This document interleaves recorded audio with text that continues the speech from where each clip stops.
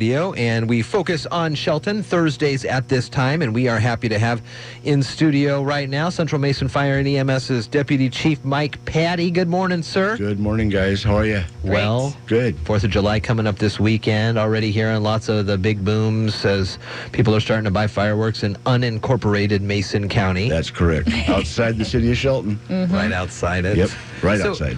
And this may be more of a law enforcement question, but if you know it, please. We were talking yesterday. You're on one side of the street, you're in the county. Right. You're on the other side of the street, you're in the city. Yep. But the sound does not stop. The firework projectiles can go wherever. Exactly. So what's the deal with that? Yeah, what do you do? There's not much you can do. It's just like anything else where the city limits is right in the middle of the street. We have the same thing with the burning laws and regulations, where there's no burning in the city, but you can watch your neighbor across the street, have his, burning his debris out there. It's just the luck of how the city limits is. We were mentioning what, and kids can't comprehend that stuff. So you see your best friend Johnny, who you ride the bus with, who lives across the street, and they're shooting off fireworks. And Ma, what's the deal? Dad, come on. And some adults don't like it very much either. It's just the way the laws are. That's true. That's true. So we want to make sure that everybody's safe, regardless of what's happening. Right. So what are some things that we can think about, remind people? Well, as we always say, we try to keep people from hurting themselves too much. So it's all a matter of common sense. Try to buy the safe fireworks from the state-approved stands that are out there. People always are attracted to the tribal fireworks stands, and there's those stands up there as well. Taking those fireworks off of the tribal land is illegal. And there's a reason for that, and that'll be a subject for a different time. If you're going to shoot off fireworks, have it done by an adult, hopefully an unimpaired adult. Yeah. And if you light it off and it doesn't go off, don't go approaching it and looking down the tube, trying to figure out why it's not going off. Stay a clear distance away from it. Let it wait 5 or 10 minutes, and then hose it down with water. Leave it alone. Don't try to relight it. Leave it alone. Kids and fireworks, a big attraction, and a lot of people start off with their children with sparklers. What they don't understand is sparklers get up to 1,800 degrees on the hot ends of them, and they'll burn little kids' hands. Oh yeah, really, really bad. Second and third degree burns really fast. Sear a steak. And stuff like that. They still sell, we were wondering this the other day, do they still sell the metal ones with the metal stick? Yeah, they're still out there. Wow. They're still out there. Wow. And they get really hot. You can look how red that the ends get. So just, keep a garden hose handy. Make sure that when you put them away, don't put them into a cardboard box or a plastic bag, because they'll light fire.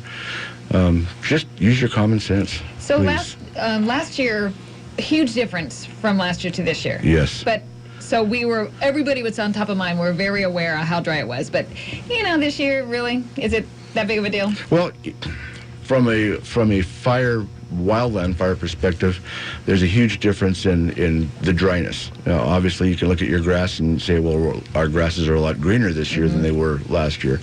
We aren't as worried, but we're still worried. We're still getting brush fires. We've been out on 3 or 4 brush fires this week of significant size. So the threat's still there. Not as prevalent as it was last year. We don't have cities and counties taking emergency measures to curtail that. But we're still concerned. Fireworks get hot. They put out a lot of sparks. When they're done, they still have the flames. So yeah, we're still concerned. Not to the degree we were last year, but there's still a concern out there. You buy a bunch of fireworks, and all of a sudden it's midnight, time to stop, or whenever the time is, but you still have fireworks. What do you should dispose of them? You don't want to store them until New Year's, or what do you recommend? Actually, you can continue discharging fireworks on July 5th. Okay. So you still have the 5th of July to get rid of them. After that, you can store them away. The state-approved fireworks you can store away and set them off on New Year's. There's a one-day time for New Year's. After that, I wouldn't store them after a year. Okay. So if you have to get rid of them, Mason County Sheriff's has a box to get rid of fireworks and explosives. They are considered after a while to be explosives, and they're a bomb squad capable call if you have enough of them. So is there a special way you're supposed to store them, or just throw them up in your closet up in the top shelf? Yeah, I would keep them out in the garage or someplace where away from any kind of ignition source. Keep them dry, silica yep. Gel, or dries the air or we something? had a fire a couple of weeks ago. If they're subject to humidity and drying and cooling, they will spontaneously combust after a while. Ooh. So yeah, keep them in a cool, dry area in a closet. If you've got a storage closet in your garage, like I said, not more than from now till maybe New Year's. But then after that, get rid of them. Oh, wow. So the Shelton, Olympia, Lacey, Thurston County, most likely next year will go countywide ban, depending on weather conditions. Right. You see that in a few years, statewide this way? You know, it's really that's really hard to call. I really thought Thurston County was going to do it this year, and then all of a sudden it just kind of fell apart. I think it was the day before that they had a hearing in Thurston County. Yeah. And I think the commissioners were ready to go, but they had a last-minute grouping of people that came in and kind of changed that around. It's not far down the road. It's inevitable that there's going to be a vote to ban fireworks, I think, all the way through Thurston County. Here, I'd say within probably 5 years, because there's more and more people seeing that it's going to become dangerous.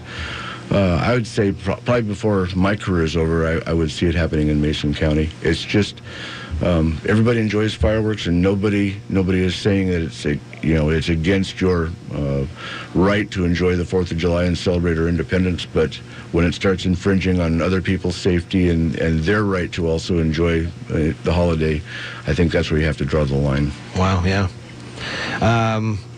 Good seeing you at the car show this past weekend. Yeah, it was good seeing you. What was your choice for? There was a car? 41 Willys down there. I tend to like older cars with lots of horsepower, and that was my favorite. Muscle car guy, huh? Yep. Wouldn't expect that. No, Yeah, I'm just kidding. yeah, No, I no. know you, Mike. That's great. It was so much fun down there. There's a ton of people, too. It was.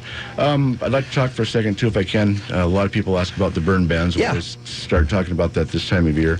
DNR traditionally puts their burn ban in place around the first part of July. And we've been talking to them. The county fire chiefs have been talking with DNR starting about April. And we're anticipating that the Commissioner of Public Lands will probably put that plan in place on or around the 1st of July as well this year. The county chiefs have taken a different stance this year in that if we get called to a what they call an illegal burn, or what gets reported to MACOM as an illegal burn or a burn ban violation, we probably will go out and look, and if it's mom and dad or grandparents enjoying a small little recreational fire, 2x2, 3x3 that size, and they're roasting hot dogs and marshmallows and everything's fine, and it's far enough away from trees and it's cleared out and away from a house, and they're just enjoying an evening around a little campfire, we're going to tell them have a nice day. We'll also let folks know that DNR has a burn ban in place, and if they're in an area that DNR is the enforcement agency and they come by and say they have to put it out to comply with DNR's orders because they have the citation authority. If somebody calls to complain about a fire and you go out to check it out and this happens and you see, well, it's not that big of a deal, will you then complete the circuit there and go to the caller's place and let them know the result of that interaction? Yeah, if we have the name, but a lot of times it's an anonymous call. Right. They don't want their name. A lot of times it's a neighborhood complaint or a neighborhood dispute, and they don't want to give us that information. But if we know who it is, or they make contact with us as we come out, we'll say, yeah, we checked it out and it's fine. A lot of times they'll say, well, the smoke is bothering me, and no matter how good the fire is, no matter how legal it is, if it becomes a health problem, then we ask the people to put the fire out. Oh, interesting.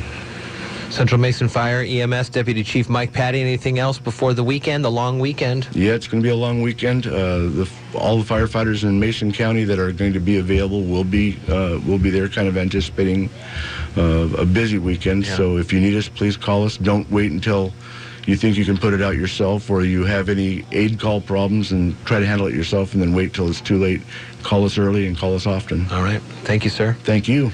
It's 8:53 here at